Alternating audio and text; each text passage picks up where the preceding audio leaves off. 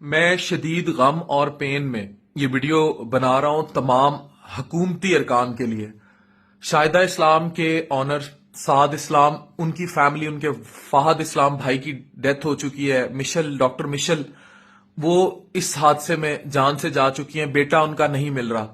Locals help کر رہے ہیں، وہاں D C Chilas, D C Diamer جو ہیں ان کے گھر میں وہ موجود ہیں، لیکن کوئی ریسکیو نہیں ہے، نہ زمینی راستہ ہے نہ ہوائی راستہ ہے۔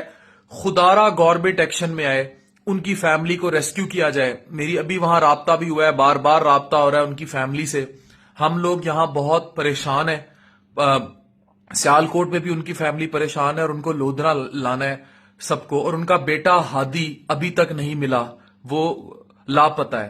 تو جہاں باقی سب کی ہیلپ کی جائے، وہاں ان کو بھی ریسکیو کرنے کے لیے گورنمنٹ پلیز اس ویڈیو کو شیئر کیجئے، زیادہ سے زیادہ کیجئے پلیز، ارباب اختیار وہاں فوری ایکشن لیں۔